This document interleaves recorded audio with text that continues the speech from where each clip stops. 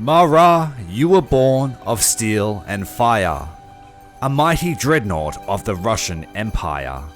You sailed the Baltic Sea with pride and power, defending the Gulf of Finland from the German hour.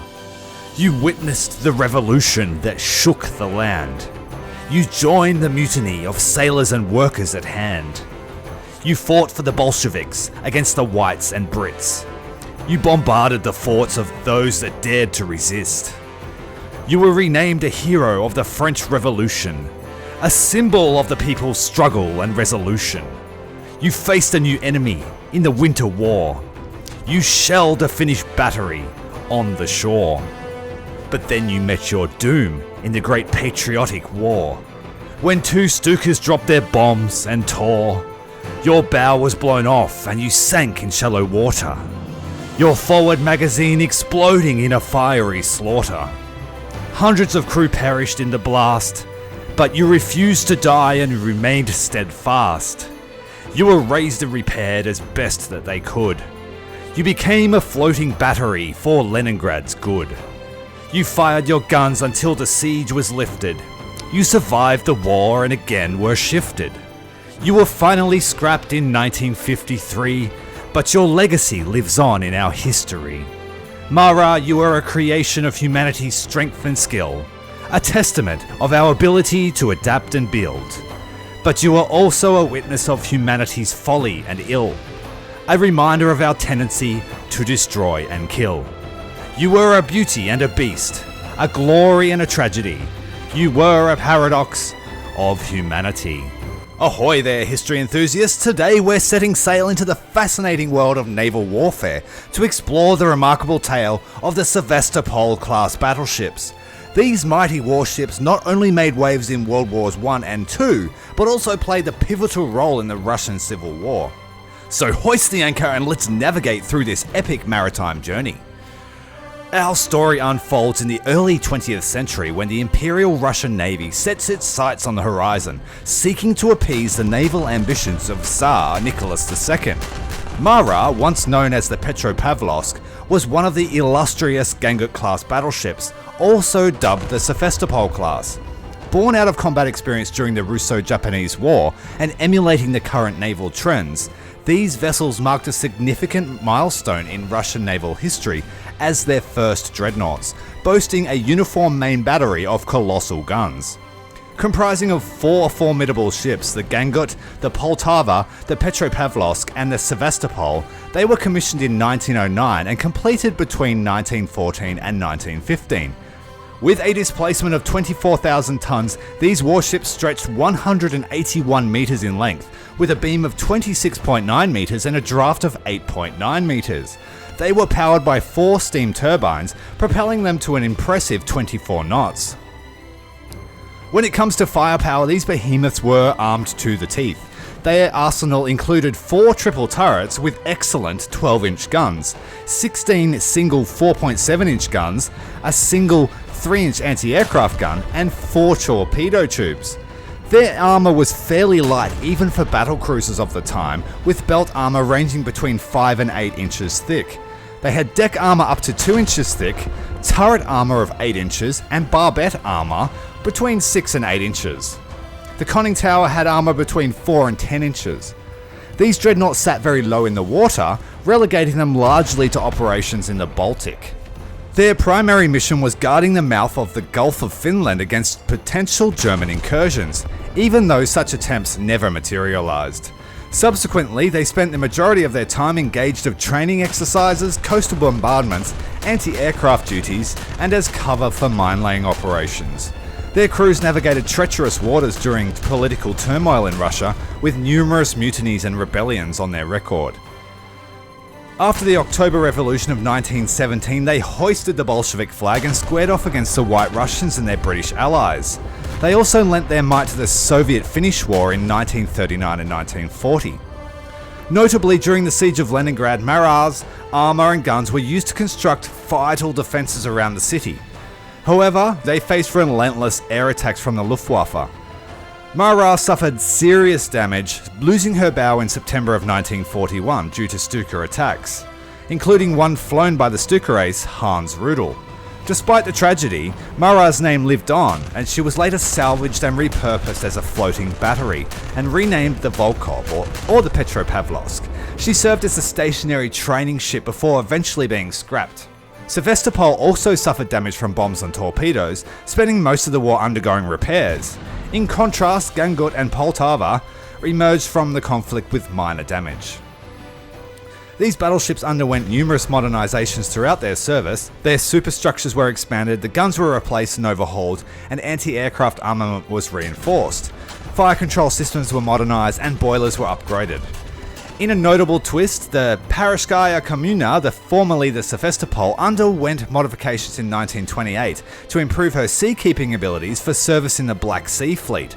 She stood as the only ship in the class to venture outside of the Baltic Sea. Alas, every epic journey must reach its harbour. Between 1953 and 1956, the Marat and her sister ships were decommissioned and shortly thereafter met the scrapyard. Striking these venerable vessels from the naval record marked the end of an era as the last pre-World War I dreadnoughts to remain in service. And there you have it, the awe-inspiring saga of the Marat and her sister battleships. Sturdy guardians of Russian naval might throughout tumultuous times. If this maritime odyssey has sparked your interest, don't forget to like the video and subscribe for more. Share your thoughts in the comments below as we move on to the review. So here we go, the first Russian premium battleship. And I can tell you she is going to make waves. Because in comparison to the other battleships I've played in the last few days, the Texas and the Nassau, this is a whole different ballpark. The three different Sevastopol classes that we have in game are reflective of the different transformations that the ship went through throughout the ship class went through throughout its lifespan, with the Poltava being the earliest iteration and Marat and Parashkaya Kommuna being later models. Now, I would say that the PK has the best AA armament, Poltava has abysmal, and Marat falls somewhere a little bit in between. But the star of the show is, of course, the guns. If you don't know, they actually perform insanely better than most other guns of every nation, and for all intents and purposes, you can basically just sit on your semi-armor piercing shell and obliterate everything. Barring, of course, the Alaskas and the really heavily armored battleships, it takes some work. Now, despite her having a fairly thin armor belt, most of the ship sits below the waterline, so in close range fights, she's actually really hard to kill. And I prefer to use flooding as my preferred way to kill these things. Now, as you can see, she's got varying levels of armor protection, and her sturdiness it's not really indicative here looking at the armor scheme, because it does look like she could be defeated by 8-inch cruisers even, with barbettes and the belt armor being only 8 inches thick. Armor piercing 8-inch shells theoretically should do damage. But as I've found out through my battles at 5.7, that cruisers really aren't a threat unless the entire team decides it's time for you to die. So today's video is going to be a little bit, we could almost say bipolar, in that it's going to be a little bit of a history lesson, and then I'm just going to literally show you how many kills I got in one play session. I played 28 games, and we did a lot of work. I basically solved cruiser farming. Killed so many premium cruisers. As you can see here, you need a fair amount of angle to get deep within the bowels of the ship. And even then, it's really hard to ammo rack her. So a lot of the time, you just have to disable her, or fight her at medium to long range. So you've got shell drop inside the ship. Another way to fight these ships is also bow on or from astern, because they are very lightly armored through those sections of the ship. The only other thing that you can really do to her is disable all her guns, and then try and torpedo her if you have such ability. When you get really close, the shells are so flat that generally you only pierce through and hit the ammo elevator, which slows down reload. But her having 12 of these really well-performing 12-inch guns that fire reasonably fast every 30 seconds, this ship does a lot of damage, and I actually dread a whole wave of these things. So if these were suddenly to become the flavor of the month to a certain type of community member, you know who I'm talking about, those users that don't pilot their Helenas, well, I really worry. So all we can do is try and keep it quiet.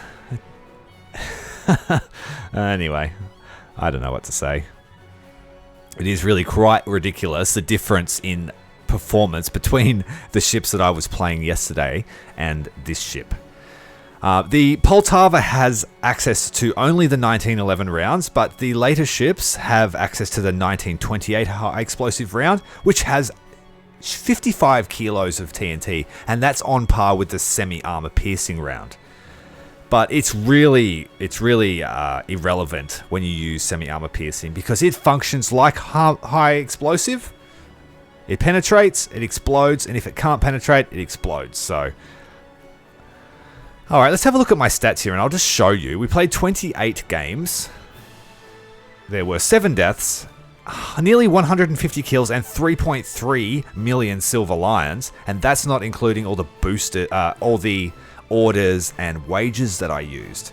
And so in one single afternoon, the Marat became my, top 16 ship kills of all time. And it also, I believe, is in the top 10 for best earnings of all time in my profile. So yeah, top 6 best earning ships of all time from one day of playing.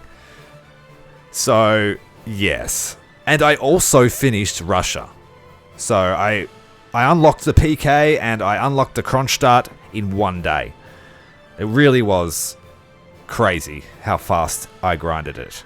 I used a bunch of orders from Be the Best, Domination, Anti-Mech, and I also have a 10 unit wager running, which is about to expire. So rather than show you gameplay, because it really doesn't take much in the way of tactics, I'm just going to show you a crazy montage of most of the kills I scored yesterday. And then that'll let me do a review on Kronstadt coming soon to a port near you. Anyway, enjoy this furious montage of defeats.